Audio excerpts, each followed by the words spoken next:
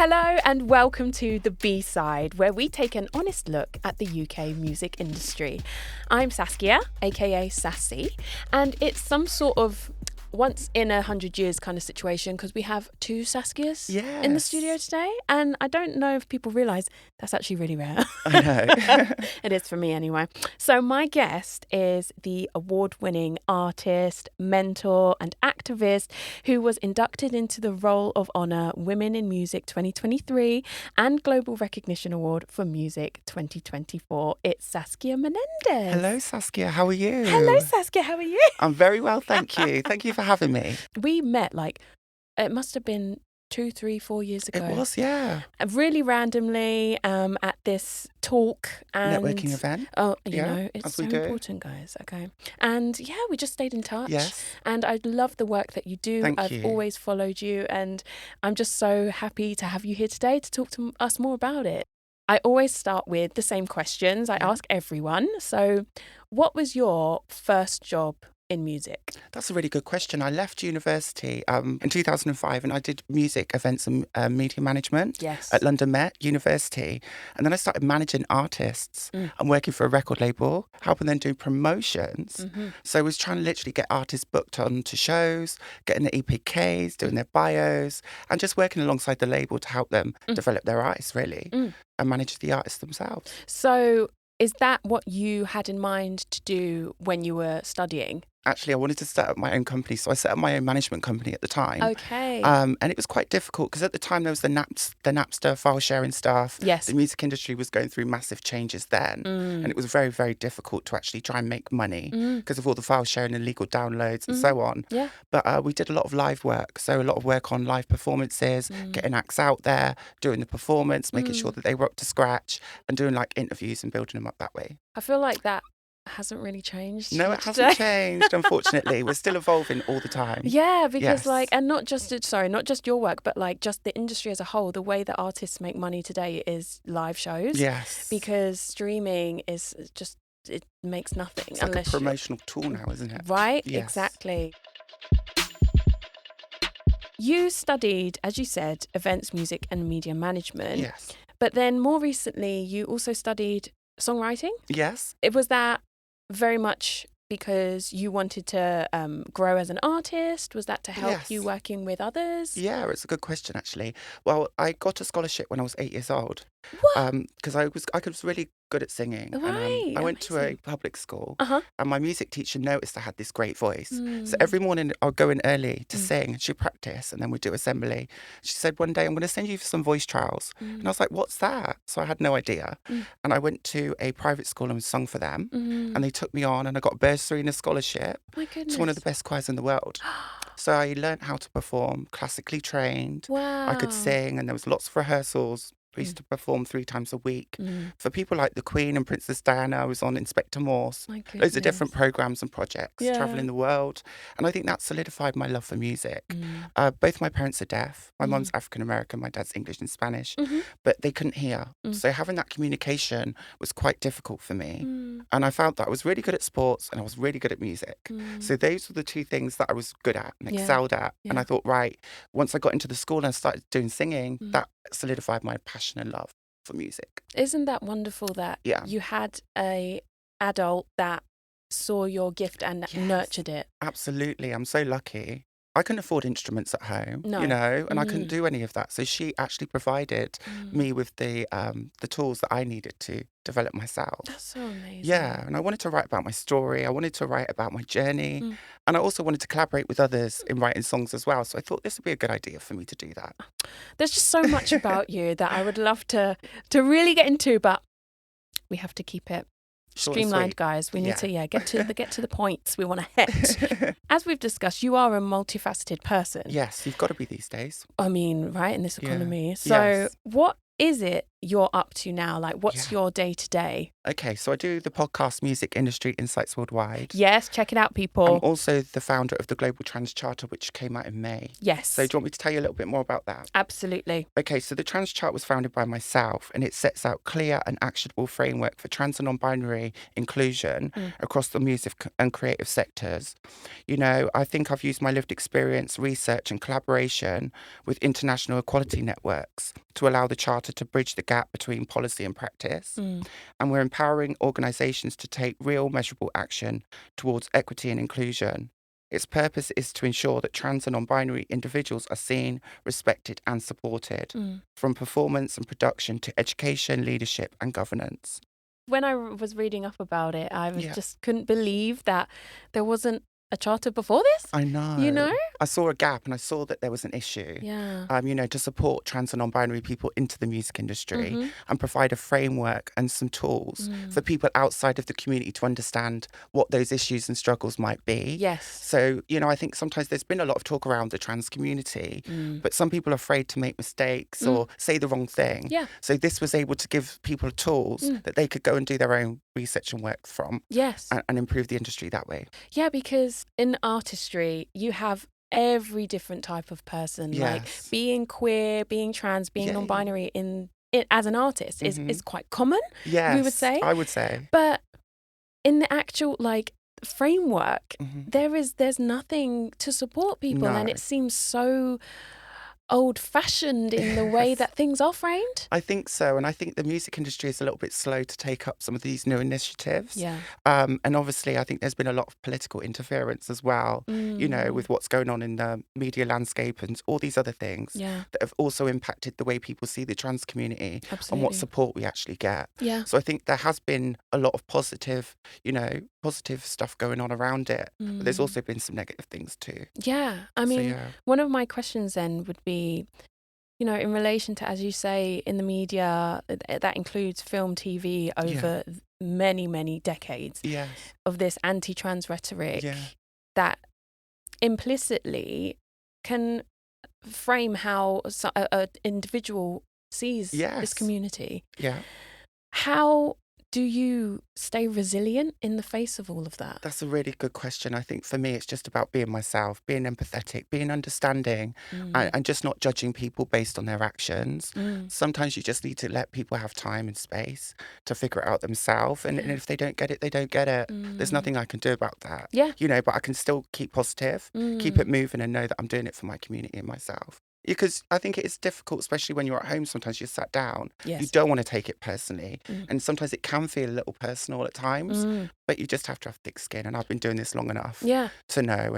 And nothing I've already heard, I haven't heard previously. So I'm kind of used to that. And because you know that your work is affecting the lives of others, it's not all about you and how you feel. Yes. Yeah, that makes so much sense. And I think, you know, this is a global network of creatives that we're trying to build because the community is quite small. And so far we've had sign-ups over 33 different countries across the world. Oh my goodness. The European Commission's taken it up as well as good practice guidelines. Transgender Europe has taken it on as well.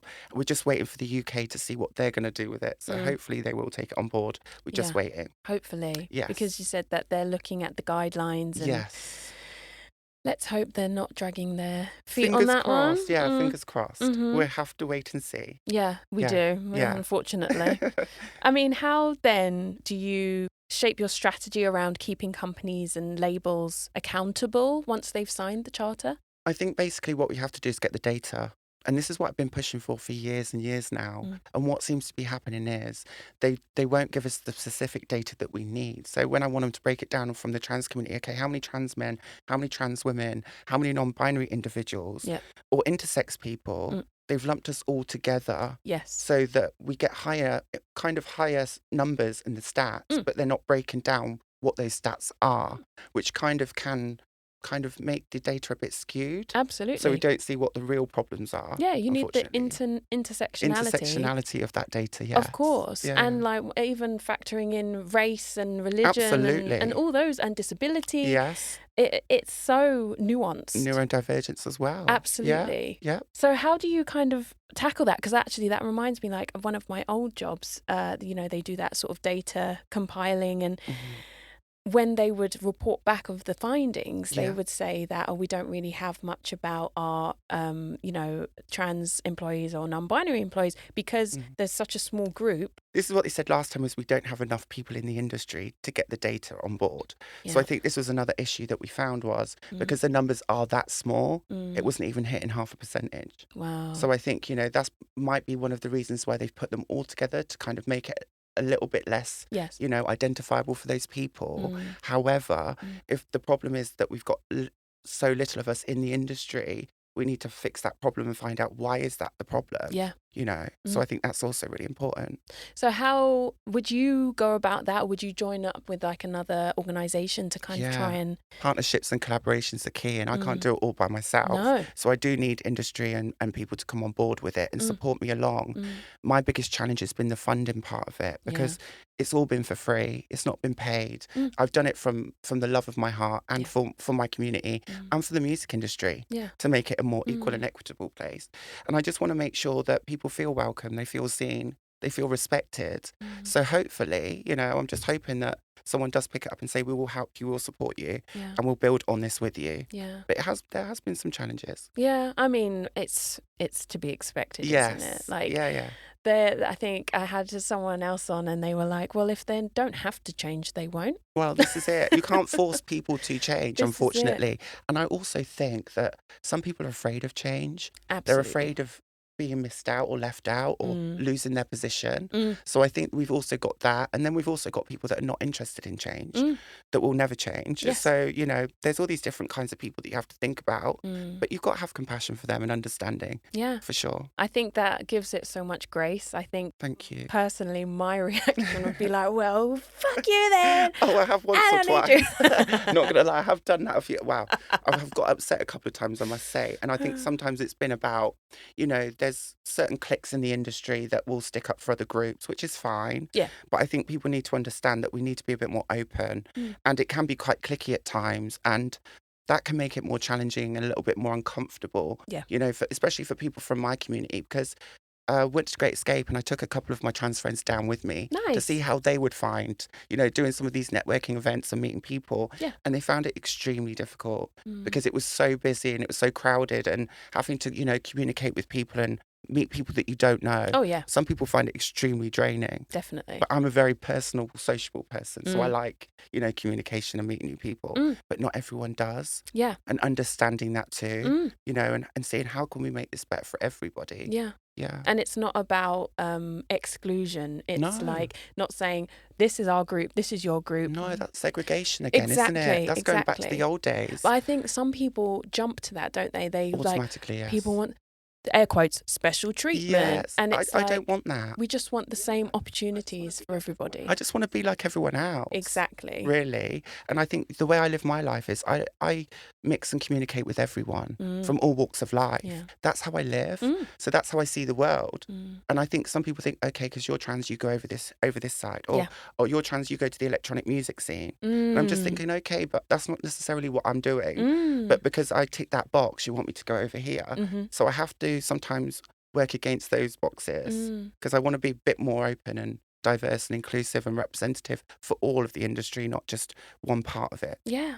That makes so much sense. Yeah. And I also think it is a privilege to grow up and just know, even as an adult, so many different types of people from different backgrounds, different countries, different upbringings, because it only broadens the mind. Yes. It gives you more empathy, more understanding of the world. Yeah. And as you say, I think some people, because they haven't had that experience and it's worked for them, why would they then take that extra step? Right, exactly. And that's the kind of resistance that you're up against. It's a shame, really, but it's just the way it is, unfortunately. That's the world. Of the world, honestly. But no, it's such an important thing.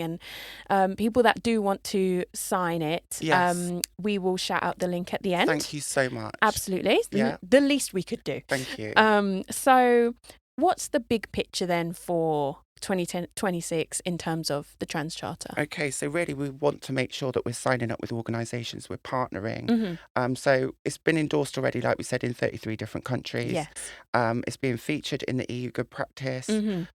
we're going to Eurosonic, International Music Summit, and WOMEX, we've just come back from. So we're doing a lot of work and collaborations with these international music festivals, speaking at those, educating people, building a network, as we said. We're going to influence national discourse as well, like just making sure that people are aware of it, promoting the work we're doing, also making sure that, you know, despite what's going on in the UK, that we keep growing and that we keep being kind of highlighted as many, you know, podcasts and things that we can do to promote the work, keep it out there and visible, raise awareness. And I think, just keep doing these collaborations and reaching out to organisations and see where we can go from there. Yeah. You know, I haven't really figured it out for 2026, but I'm just going to keep doing all the talks, the panels, and raising the awareness and keep building the community as we're going along. Yeah, grassroots. Yeah. It's always been always. It has to start from the bottom up. Absolutely. Yeah. Oh, I can't wait to see what happens. Thank you. Your podcast mentioned Music Industry Insights Worldwide. Yes. What made you start that up? I was speaking to Chris and I said to Chris that I want to stay consistent. I want to do something. And Chris was like, why don't you try a podcast? And I thought, that's a good idea. So I thought, what's my passion? And it's always been equity, diversity, inclusion. So I thought I could use that as a way of educating people on what different issues and barriers different groups face. Yeah. As well as building allyship across those underrepresented groups as well. I think it's extremely important. You know, I'm only one community, but I'm also intersectional myself. Absolutely. So reaching out to other communities, building those, you know, those foundations with them, having them on the podcast, using their stories to inspire, empower and educate other people. And it also talks about, you know, how do they overcome their challenges? What's their story about? What do they do and how do they deal with the industry as a whole? So they're from all over the world. That's music industry professionals and artists. So we've got a wide range of people on the show. And I just love meeting the people that I speak to. It's just been it's been inspirational, empowering, but also really educational for myself as well. Yeah. And I've made some amazing friends across the globe. So it's been a great idea. Yeah. I love it. It's been going for 2.5 years. Yes. If you haven't listened already, you've got a backlog to enjoy. 180 episodes. 180. How do I do that many? That's mad. And it's out every week, every Monday. We've got a new episode. Every week. I mean. And you're going to be a guest? I am, apparently. Yay. I'll be there. Yes. Thank you. Oh, it's such an important thing. And it kind of makes people realise we're more similar than different as well, right? Yeah. It's very difficult for people to put themselves in your shoes and know what you feel and how you feel about certain things. And I think sometimes it's just down to a little bit of ignorance, maybe, not always malice. It's sometimes just not understanding. Yes. Which is why I want to educate people more on this issue. That's it. Fair. And ignorance is not something to be ashamed of. No. It's if you're willfully ignorant. Exactly. Isn't it? And there are some of those. Yes. And there are some people that don't always get it or don't want to see the difference being made. But at the same time, the way I see it is it's got to be done. There is no inclusion isn't an option. It's a must. Yeah. Like it has to happen. It's the future of the music industry as a whole. And it's also diverse and it's bringing some great creativity to the world, you know, and some stories that haven't been told, you know, or have been told in a misrepresented way. Yeah. We need to sort that out. Yeah. Creativity can't be quantified. No. Everyone has their own spectrum on it. Yes. But the way the framework is set up, it like cuts out certain people. It doesn't make sense to me. It does seem a bit unfair at times, you know, and I think we are getting there, but it's going to take time. And sometimes it can be a little bit too slow. Yeah. You know, because we do a lot of talking, but we don't see much action. And that's why I thought this will help with the action side of things. And to know that, you know, for people that are experiencing it but aren't part of the conversation, to know that there are people like you out there actually doing the work, trailblazing, literally for them to follow that path. Exactly. Because there are some people in my community that are afraid to speak up, and when you do put your head above that parapet, people do come for you as well, and that's online, that's in person, you know, and you've got to navigate that, you've got to deal with that, but you've also got to be strong-minded and be able to just take it on the chin and just keep it moving. You know what I'm saying? And you know, that's the thing that I think I've really got out of my life is quite resilient because of what I've been through, you know, and I'm quite empathetic, I'm understanding, I'm open-minded. So, you know, I just try and get it. This is why I do this. This is why I go out and I do a lot of networking. So I break the ice with people. And some people have never met someone like me before. Yeah. You know, so it's just breaking the ice, showing that I'm a normal person. I'm lovely. I'm not a monster. No. I don't bite, you know, because people do see things in the news and the media and it can have an impact on the way they see my community and the way they see, specifically trans women. Absolutely. And it can kind of make it a little bit more challenging. Yeah. To, as you say, put yourself out there and share your story. It's really brave. And I'm not just saying that. A little bit vulnerable as well at times. Absolutely, of course. And to share that vulnerability and to know that you are going to get people that have an opinion, whether it's good or bad. It's like, but this is just me. I'm just doing my best. Mm-hmm. It's really brave. It's really brave. So thank you so much for sharing your story and but on the day-to-day as well, and just being so open. It's a really generous thing to do. Thank you very with much. Your life. You make me cry in a minute, Saskia. And see, this is the thing as well. Like, I do it because I love it. I do it because it's in my heart to do that. And I just want to know when I leave the music industry that I've left it in a better place than I found it. And it's all from a good place.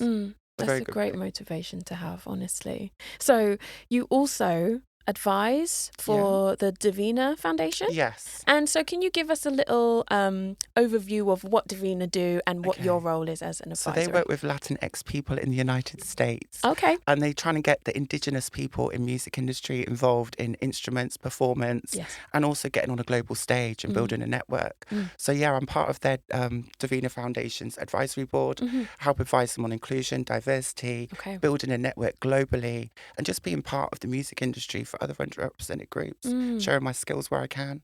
So how did you get into that? They actually approached me. Love that. And I think it's really great because it's really nice to hear that when people are approaching me that they already know about my work and they can see that I'm quite a hardworking, dedicated person and they're inspired by that and they want me to be part of their mission. And I'm always happy to help others and collaborate. So I feel that if I'm doing good things will come back to me too. So I do it for those reasons. And I love charity work. I think it's a really, really important thing to do. Yeah. It's so validating in your work. Makes me feel good. Yeah. So because they're sort of based in another country, are there different barriers over there that you're seeing here, or is it very kind of... Well, they're based in the United States. And I think there are some barriers, but they do work a lot with the Mexican communities and the Latinx communities. And I think it's also about making sure that they've got funding, they've got access to equipment, education. And I think, they're facing the same sort of challenges we face here, especially politically, funding cuts. So having that community of people that understand, and have shared goals and visions really helps kind of build that team that's got strength behind it. It's got purpose, but we also support each other. So I think that's really, really important. And I love that it does span the globe, this kind of work. Yes. So it's just that global community. Yes, it's so important. I think so anyway. Like, your dreams are as big as you want them to be, and I've always wanted to do something that's not just for one country, that can help many different people in different countries. And even with the Trans Charter itself, we've got 7 different charters based on different territories. Because each territory's got their own laws and regulations and rules. So we have to follow those as well. So we've done bespoke ones for each territory that we're doing. Wow. Okay, I didn't know that part. Yes. Okay, that's so interesting. Yeah, because it's not a one size fits all. I'll give you an example. In the European Union, they've got self-ID. So you could self-identify as a trans or non-binary person without getting a medication or getting a certificate. Got you. Whereas here in the UK, it's slightly different. So we've got a few different laws. So just being aware of those, being able to implement them through the charter and make sure that that's legally allowed and it works in the country that they're trying to be released in. So Okay. It's all about law and politics and all that stuff as well. Yeah, it's very in-depth. Yes, it has to be. I wanted to get it right. Of course, yes. A lot of revisions. Yes, I'm going to always go over it again and again and add bits into it, trust me. Yes. Do you also advise for Lewisham Pride? Yes. Love that. Yeah, that's only just recently come up. So last year I went and did a talk for Lewisham Pride around the trans community in music.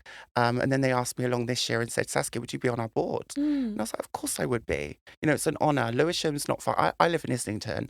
So, being part of any Pride to me is a privilege. And I've also been on the Pride marches in central London, the Trans Pride. So I thought, you know what? It's lovely to give back. It's lovely to support my own community, the LGBT community as a whole. But I'm also learning and supporting others and representing my community in that too. So I think it works. Yeah, I love that. So for people that maybe aren't in the industry, thank you for listening.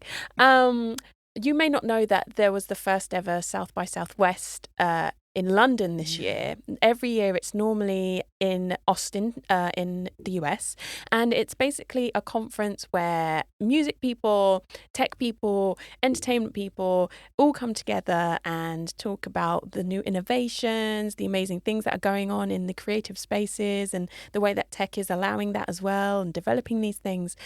And we had the first one London-based this year, and there was a big hullabaloo about it. But didn't I see that you were boycotting the London? Yeah, well, basically, I did turn up to it, but I didn't perform at it. Okay. And the reason was there was a lot of issues around Gaza and, the support for Palestine. Yeah. And I thought, you know what, there's people dying out here. And a lot of the artists that were booked on lineups refused to come along because of the support for Gaza and, all that stuff. And I thought it was such a shame that so many artists didn't want to take part because they thought, they're fighting for a cause. And I believe that cause was a great cause to be, raising an awareness of. And I think music audiences are getting more aware of social justice now and what works for them. And for me, it's really about making sure that I'm staying true to my own values and goals and staying authentic. I think a lot of people in music, might think something, but if you're not being authentic with it, people can see that. And that's really important to me, is to be truthful, to be honest and be open as well. And I think in the music industry, we do sometimes a lot of performative stuff where people haven't really thought through it properly or thought how it might affect others, in communities that are also standing up on that stage and performing. So I just wanted to show my solidarity with those people and say, look, I support your mission, I support what you're doing. And I didn't want to perform at that.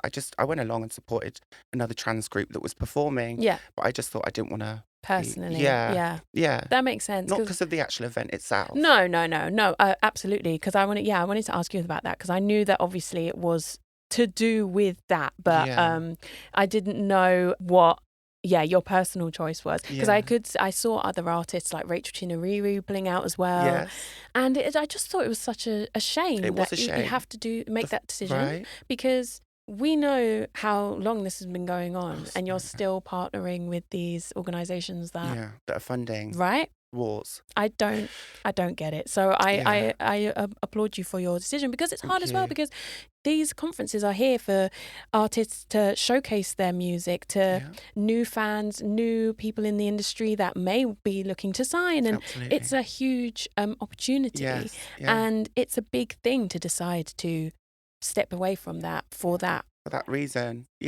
I totally agree with you. You can always tell when an artist is staying true to their integrity. Absolutely. And another gig will come along. It's not like it's the first and last one.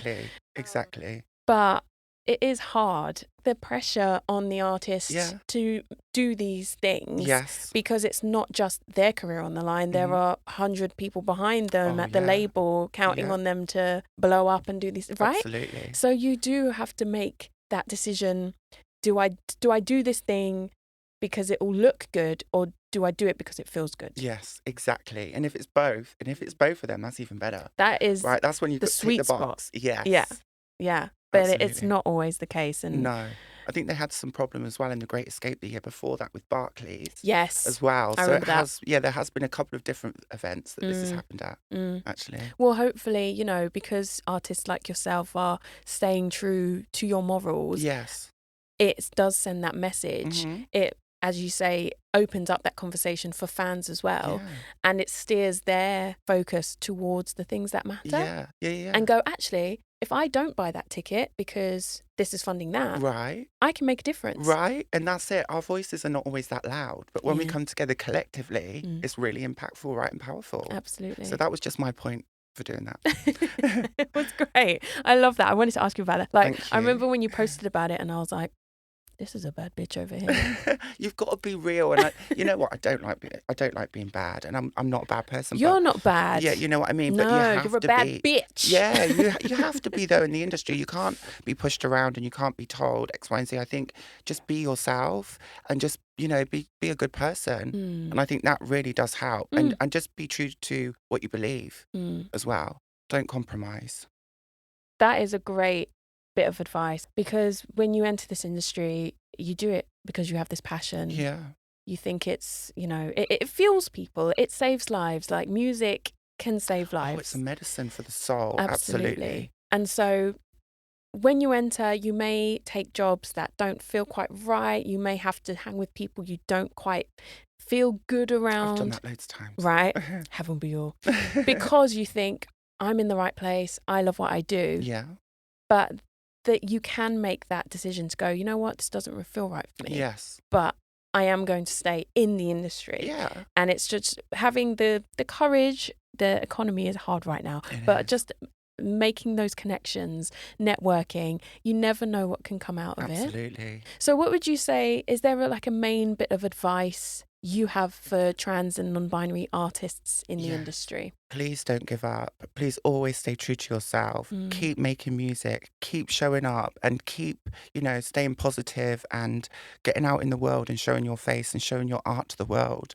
I think it's extremely important for us because it's kind of like a therapy as well. It's a way of letting some of this baggage out, telling our story, expressing ourselves and just being part of something, because it's part of a society that we belong in. I think often we're marginalized, we are excluded, and I don't want anyone to feel like that. So I just want people to just keep showing up, keep being themselves, and don't let people get you down. Don't let people, sabotage your work or put you off of doing what you love. Post-COVID, it does feel sometimes harder to get out there and meet new people because everyone's so used to staying home and being on Zoom, right? But when you do go to these networking things, it might seem a bit daunting if you're going on your own and you don't know anyone. But you realise that so many other people have gone on their own as well, don't know anybody. I'll tell you what, Saskia, right? It's best for me to generally go on my own because then I will meet more people. If I go in a group, I'm stuck with that group. Stuck with the group. But, when I'm generally by myself or with someone else, I will get out there and I will meet new people. And there's amazing people in the creative sector. Everyone's so kind. They're generally all friendly. We've all got something in common. So, just use those little things that you can actually find the common ground on and talk about those. Just break the ice. It really helps. It really does help. And if you're not someone who talks much, is not very outgoing, it will be worth it. You can literally just go and stand next to someone. They will literally turn to you and be like, hello. Yes. It feels weird. Place. It's like the first day of school and you're like... it is. It's like a school playground as well sometimes. So weird. Do you have advice for people who want to learn more about the trans issues and ways to be an ally to the community? It's really about learning, finding out as much as you can in your own time. You can always check the Trans Charter as well. So that's available online and you can check that out and do your own research, but also meet trans people, help other trans people, support each other along. And if you're not sure, go and ask. Because, I think it's the way you ask someone. Yes. You can tell when someone's being malicious and when someone's just generally curious. Yes. I think we need to be a little bit more open as a community ourselves and help others to understand, share that real lived experience, but also, just getting out there and just, doing what you can to make the industry a better place too. Because I think we all need to do that. Everyone needs to be doing that, really. Be proactive. Go to a workshop about trans inclusion, go and learn, sign up to groups or support groups, come to the LGBT networking meetings that they do as well. That way you can be part of the community even if you're not from it. So you can take so many different steps to actually be part of the community or be an ally to the community. I think funding's a massive part. Making sure that we can get funding in the correct places, making sure that we can get paid equally and fairly, because I think that's another issue with the pay gap. But just making sure that, people can just go along and support each other. And if you see a trans creative that needs some help, offer some help if you can, because it really helps. A lot of us come from disadvantaged but also underrepresented groups, so we can't always afford certain things like studio time and other bits and pieces. So anything that people could offer as well would be really, really useful to any one of us. And just to touch on your point about the pay gap, do you feel like the reason for that is because trans and non-binary people are coming in at maybe more junior roles and don't have the avenues to progress? Absolutely. As some other people might? If you look at all of the top positions, there isn't any trans people in any of the top, boards or top positions in the music industry at all. And I think that kind of hinders what progress we can make, but also having our voice at any table. We just don't have them. And until we do, I think that's going to be an issue. And then when we're looking at the pay gap, it's generally a 30% difference, what we get paid to what a cis white man would get paid, which is a third. That's quite a lot. Then you're taking your tax as well on top of that. That's a big difference for doing exactly the same job. And I just think it's not on. And women face the same issue, unfortunately. And I think it's terrible. I'm going to end with the questions I always ask as well. So thank you so much for chatting to me today. It's been awesome. I've had so much fun. Good. What's your favourite memory or a pinch me moment you've had in your career so far?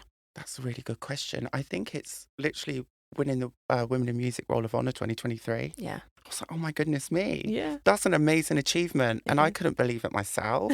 And then when I actually got the award, I was just blown away. And being able to go to the Women in Music Awards at that time and felt part of an amazing community where I was recognised by industry professionals for the work that I'd been doing in the UK, for me was a really big moment. And I'm so proud. And also, I'm really proud of all the people that I have met that have been great allies in the music industry. There's some lovely people, honestly. And I'm so proud to have met even people like yourself, Saskia, that are doing your great things to make a change in this industry. Oh, thank you. And it makes me feel welcome and it makes me feel part of something amazing. Yeah, I'm so glad. And I feel the same. It's always, when you do get recognised for something you're doing, it is like a kind of, someone Someone did notice me. Right, that's it. I mean, validation. That's it. And I'm really glad that, it's been just blood, sweat and tears. Blood, sweat and tears. It's getting bigger and better every single day. It is growing. Yeah. Thank you. Has your perspective changed of the music industry from when you started in it to now? Very good question. Yes, it has. Okay. And I think it's been the last year or so when there's been a lot of talk around trans women specifically. Then I'm looking at the industry thinking, where are the trans women? Where's the progression? Where are the trans men? Where are the trans women? And where are the non-binary people? And then looking at each group and saying, okay, the non-binary community seems to be doing quite well. The trans male group seems to be doing really, really well. But then when we're looking at trans women again, because of the misogyny part of it, it's not doing so great. We're not seeing as much visibility. We're not seeing as much going on for the trans women. And I think, again, it's like how women get treated in society. Trans women often face the same issues again. Absolutely. And we have to deal with a lot of different issues like misogyny and not being taken seriously or not being seen as women. And I think those issues do have an impact on the way we feel about ourselves, but also how the industry sees us. And I think that's had an impact on the way I see the industry. Is I would like to see more trans women involved. I would like to see their voices raised a little bit more. But the community as a whole, I think, we are getting better. We just need a little bit of more of a push, I think. At least we're now getting seen, on a global stage again. And also people are understanding what it's more like to be trans and what experiences we face. So I think we are going in the right direction. We are making baby steps, but we're still making movement and progress for sure. Absolutely. And I'll stay positive on that one and just keep it moving. We've got to keep it going. Okay, last question. Have you got a favourite song or artist right now? I've been listening to a lot of JT lately. Okay. From City Girls. I really like her music at the moment. She's just brought out a new album and I'm really liking her tracks right now. I love female rappers, always have done. Yes. I was also listening to Mariah Carey's new album. Oh, yes, it's not long come out because she was performing at Brighton Pride in 2025. I know. So that was insane. I was at that and that blew me away because my grandparents brought me up and at her funeral, we played some Mariah Carey tracks. Aww. And Mariah performed them live. She had me in tears. Aww. And she had the Protect the Dolls top on. Oh, I so, love that. in the trans dress as well. Yeah. So I was blown away by that. Oh, that's That was amazing. my highlight of this year. Well, sure. That's it. That's an ally doing something to say, I support you. Yeah. One of the biggest female stars in the music industry. So I was so pleased. Oh my gosh, I love that so much. Yeah, when I saw that come out that she was doing Brighton Pride, I was like, is this a joke? I'm right there. I was like, right there. I literally was. I'm so lucky I went. I know. I heard so many good things about that. Oh my goodness. 60,000 people in one field. Could you believe it or not? I believe it for Mariah. It was rammed. Okay, so Saskhia Menendez, thank you so much for joining me today. Thank you. It's been such a pleasure to talk to you. Likewise, as always. Thank you so much. Keep up the amazing work. And you too. Thank you, I will. So where can people find you on socials? They can find the Global Trans Charter on Instagram. Mm-hmm. They can find me on LinkedIn, Saskia, Saskia Menendez on LinkedIn. And they can also find me on Instagram, MIZ, That's where we have little chats. Yes. It's a good little profile. You're on my Insta. Slid into the DMs. Yes, you did. And you can find me at Saskia Kumva on IG and TikTok. You can follow at the B-Side Music Pod, and you can even email us on thebsidemusicpod@gmail.com for guest suggestions, questions, or comments. See you next time. Bye. Well, that was great.